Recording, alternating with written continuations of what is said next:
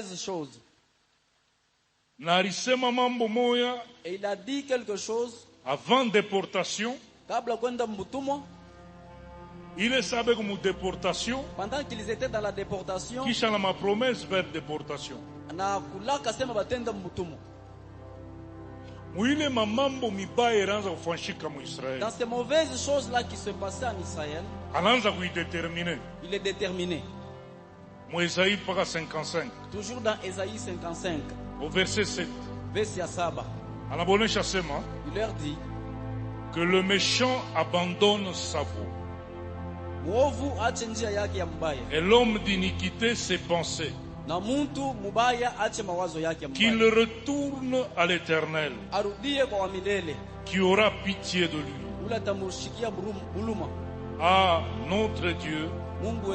À notre Dieu, qui ne se lasse pas de pardonner. En d'autres termes, il leur dit, quand Dieu leur demandait de le chercher, les gens s'étaient déjà éloignés de Dieu. Les gens s'étaient déjà séparés d'avec Dieu. Israël était dans un grand désordre. Alors il leur dit que cherchons Dieu pendant qu'il se trouve. Invoquons-le pendant qu'il est prêt. Il cherche à leur faire voir que là où nous allons, un jour vous n'allez pas trouver Dieu. Ça sous-entend ça. Mais les hommes n'entendaient pas, n'écoutaient pas. Ils ne savaient pas et n'avaient pas pris l'importance. Et Israël avait la chance. Nous et vous. Lorsque Paul parle de nous avec Dieu, il dit nous cherchons Dieu en tâtonnant. Actes des apôtres. C'est dans les actes des apôtres. Nous on cherchait Dieu en tâtonnant. Mais Israël, l'adresse de Dieu c'était chez eux. La maison de Dieu c'était chez eux. Ils savaient que la maison de Dieu est à Jérusalem. L'adresse de Dieu est à Jérusalem. Là où on peut trouver Dieu, c'est à Jérusalem. Donc Dieu n'était pas loin d'eux. Mais ceux qui avaient avec eux Dieu tout près d'eux n'ont pas accordé de l'importance, ne réalisaient plus l'importance de chercher Dieu.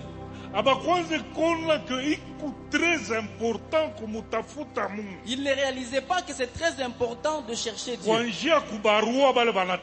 En commençant par les rois qu'on a cités et tout le peuple. Alors que le deuxième roi d'Israël leur avait montré le premier avantage par rapport à chercher Dieu. Et cette personne a dit, et cette personne qui a parlé c'est David. Nous sommes en 1 Chronique 16. Lisons dans 1 Chronique 7. 16.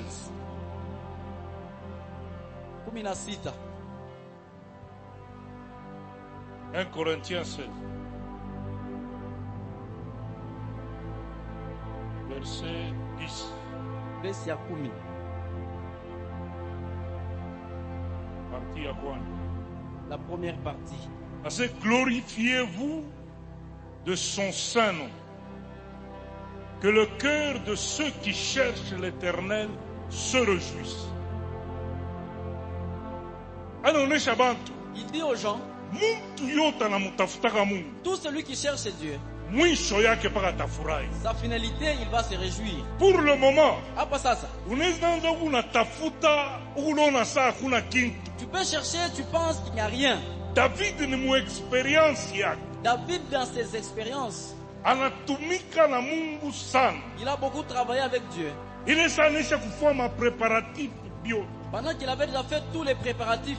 Na namna nitembea na Mungu. Et comme il a marché avec Dieu. Na maisha yake yote. Avec toute sa vie. Ilikuwa ni kumtafuta Mungu. C'était chercher Dieu. Sasa ikaje tunafanya na mwe siku yote. Comme le travail que nous faisons avec vous chaque jour. Iko na maripo yayo. À sa récompense. Maripo yayo kama tunafanya sasa tuifanye mu résumé. Sa récompense si nous voulons la résumer. David anasema. David dit que ceux qui cherchent l'Éternel se réjouissent. Muntu yote tout celui ula anamutafutaka Mungu qui cherche Dieu paka kule konena atafurayaka. Là où il va à tout prix, il se réjouira. Kama umutafute Mungu, si tu ne cherches pas Dieu, utaona sema siku moja furaha itashimama. Tu vas voir qu'un jour la joie va s'estomper. Et il dit anasema au verset 1 anasema sasa kumutafuta Mungu ni kufanya je. Il dit maintenant chercher Dieu, ça signifie quoi? Au verset 11. Au verset 11. Ayez recours à l'Éternel et à son appui. C'est-à-dire, kumukimbiria Mungu mu mambo yote. Ça signifie avoir recours à Dieu en tout. C'est que kama una mambo, si tu as un problème, umuite Mungu. Invoque Dieu. Kama si muntu yote et recours à l'Éternel, c'est-à-dire maisha yetu yote idépendre na Mungu. Que toute notre vie dépende de Dieu. Kamambo kaloko kanene il faut pas ka Mungu. Un petit ou grand problème, il faut toujours Dieu. Ikupitie il faut Dieu ou t'appuyer pas ka pa Mungu. Appuie-toi seulement sur Dieu. Et qu'on insiste. Il insiste. L'homme peut poser la question, comment allons-nous chercher Dieu? Avec cette prière que nous faisons. Alors Esaïe leur dit, invoquez-le. Cherchez Dieu. C'est l'invoquer. C'est le prier. En fait, comme nous prions, pendant 6 mois, Dieu vient de donner un ordre. Le culte commence à 12h. Agizo, ce n'est pas l'ordre venant de l'apôtre Paulin. Il vient de Dieu. Et il vient de Dieu par le Saint-Esprit. Parce que Dieu connaît notre vie. Il connaît là où nous allons. Et il sait,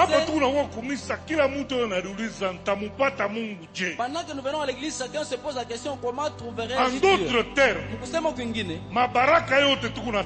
toutes les bénédictions que nous cherchons, celles que nous désirons, toute bénédiction, la voie pour la trouver, c'est chercher Dieu. Na kumutafuta Mungu ni je. Et chercher Dieu, il faut le faire comment? Kumukimbiria mu mambo yote. Il faut avoir recours à lui en tout. Kutafuta sa yote appui yake. Chercher à tout moment son appui. Kutafuta sa yote intervenir. Mu maisha yetu. Chercher à tout moment qu'il intervienne dans notre vie. Alléluia. Amen. Et David, na Daudi, ni maisha yake ya depuis zamani. C'est sa vie depuis longtemps. Exemple ya kwanza. Le premier exemple. Babake anamonesha sema. Son père lui dit. Anacha bakubwake bote. Il laisse tous ses grands frères. Amoso wanzu kwenda kachunga ba mukoko mupori. Il lui dit d'aller garder le troupeau en brousse. Kama ankupa kazi sema wende kachunga. Si on te donne le travail d'aller garder. C'est bankupa responsabilité. Donc on te donne une responsabilité. Pasipote ekintu. Que rien ne se perde. Shinjo vila. N'est-ce pas, il en est ainsi. Ana vile. N'est-ce pas ça? Si on te donne un travail, on te dit va garder le troupeau. David dans sa tête il se dit, chaque jour mangaribi. Il ne faut pas que chaque jour le soir je rentre avec des explications. En brousse là, il y a des ours. En brousse là-bas, il y a des lions. Quand ils ont faim là où ils sont, ils perçoivent l'odeur des brebis.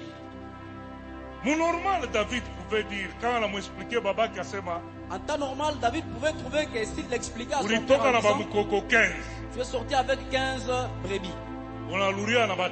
Tu es retourné avec 13. C'est pourquoi, papa. Baba, tu m'as donné un grand travail. Moi, je suis un enfant.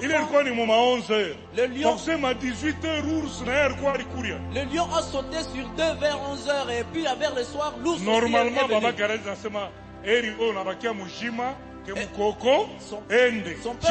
Son père pouvait dire, heureusement toi tu es resté en vie, que les brebis partent. Mais David se met en tête. Pas responsabilité. On m'a confié une responsabilité. Mais avec une adversité, il y a un coup foussant. Avec une grande adversité.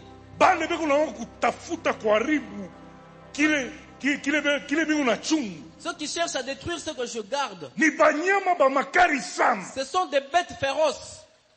Simba, le lion, c'est le lion comme tu le vois. Quand on avait annoncé qu'il y a des lions qui se sont évadés de je ne sais où, les gens étaient souples. Si tu les vois même dans les eaux, ils rugissent. Il ne va pas sortir, mais toi tu vas imaginer qu'il va sortir. Alléluia. Amen. David avait cette responsabilité-là. On a laissé tous ces grands frères.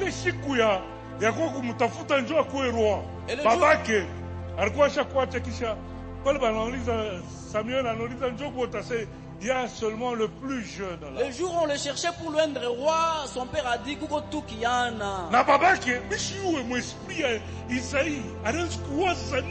Je ne sais pas qu'est-ce que Isaïe pensait. Il donne cette responsabilité-là à un petit.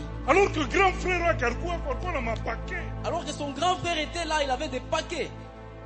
D'ailleurs, il avait épaté Samuel l'a regardé. Il est géant, grand, costaud, très fort. C'est celui-ci qui sera roi. Mais Dieu l'a mis de côté. David était tout jeune.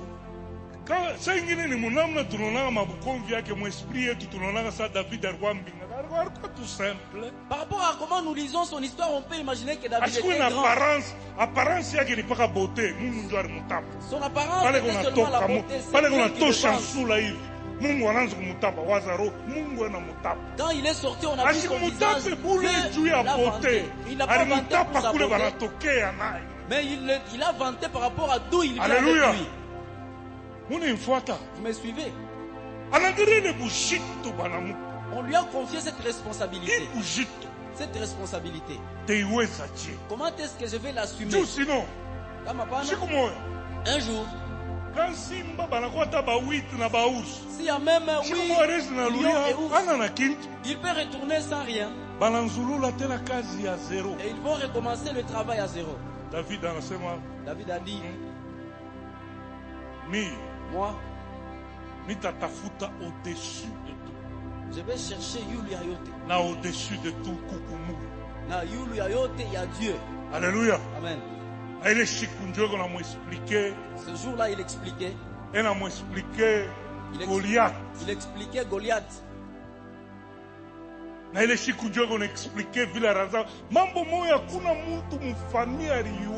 ce jour-là qu'il expliquait ce que personne dans la famille ne connaissait. David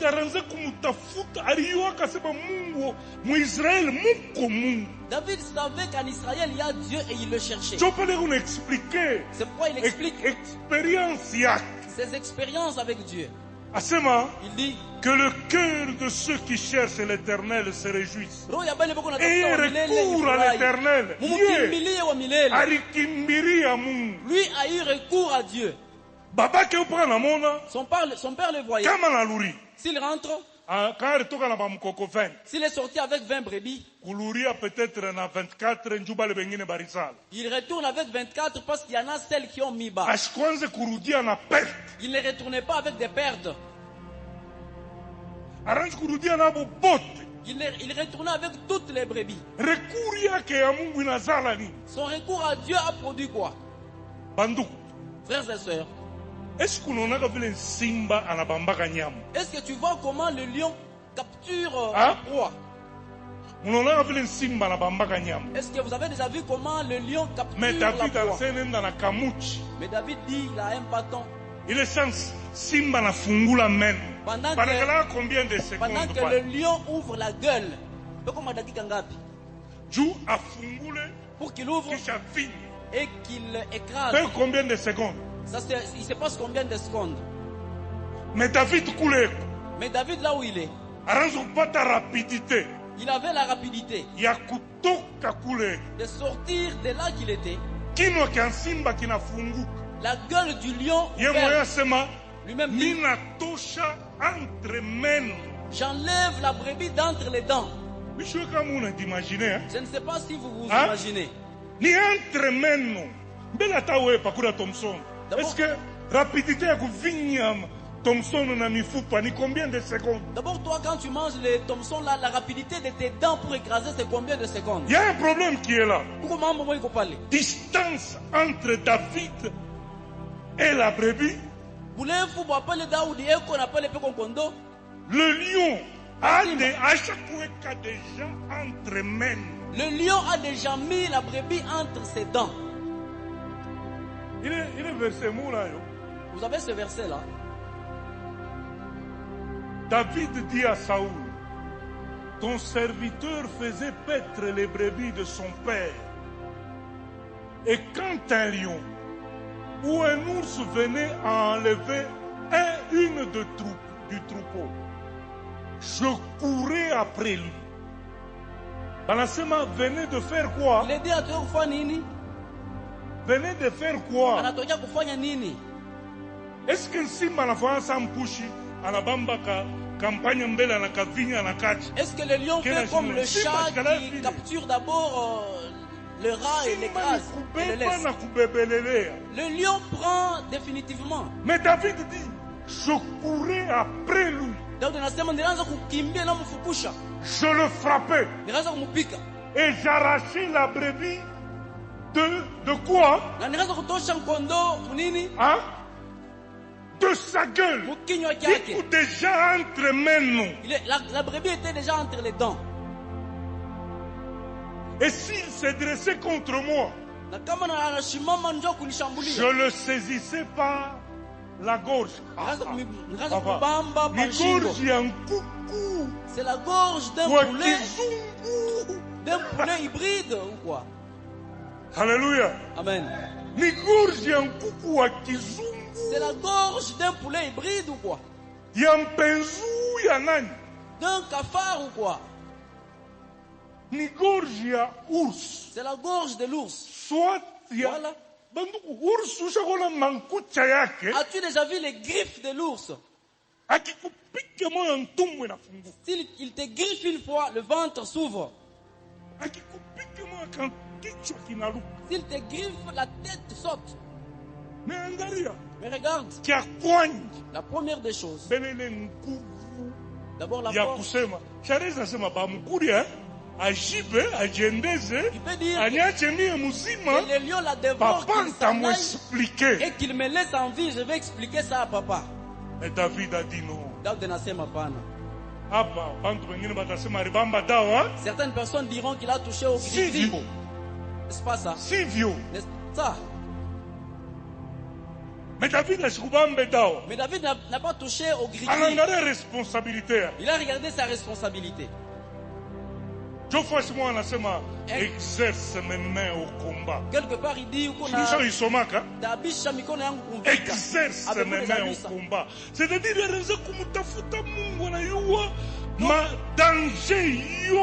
donc il cherchait Dieu pour qu'il connaisse tous les dangers de la brousse. Et il sait que ce brebis, ce troupeau, c'est ça ma richesse, c'est ça notre richesse. Les ennemis, c'est l'ours et le lion. Pour eux, il faut pas. Il faut pas qu'ils détruisent.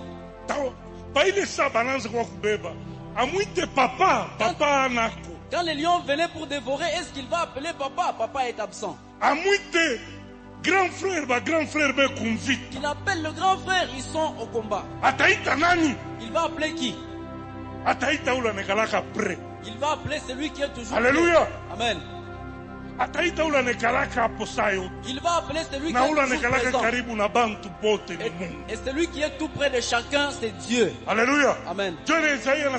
Alors dans Isaïe dit, cherchez l'Éternel il est dit pendant qu'il se trouve. il est ça et qu'on en est kana. Invoquez-le pendant qu'il est prêt. Il est ça et qu'on tayari. Dieu.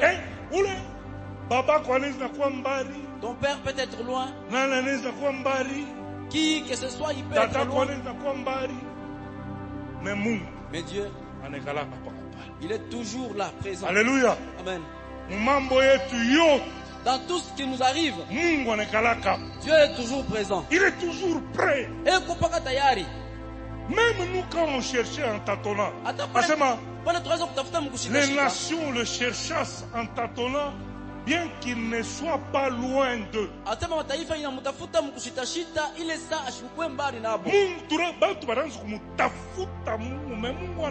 Les hommes cherchaient Dieu alors que Dieu n'était pas loin. Nous, les nations,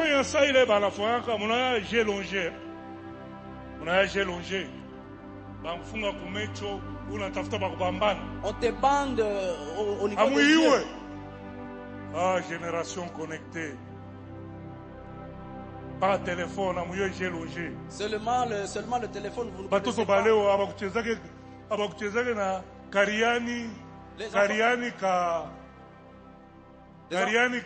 Les enfants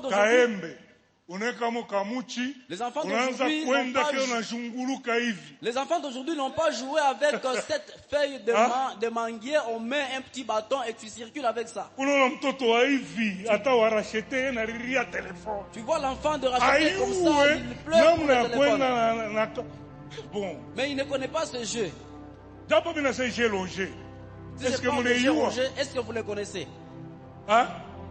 On jouait à ce jeu-là, on te bande les yeux et tu cherches à t'attendre. C'est comme ça que Dieu a fait avec les nations. Effectivement, si l'homme a un problème, il regarde à quoi? Il regarde où?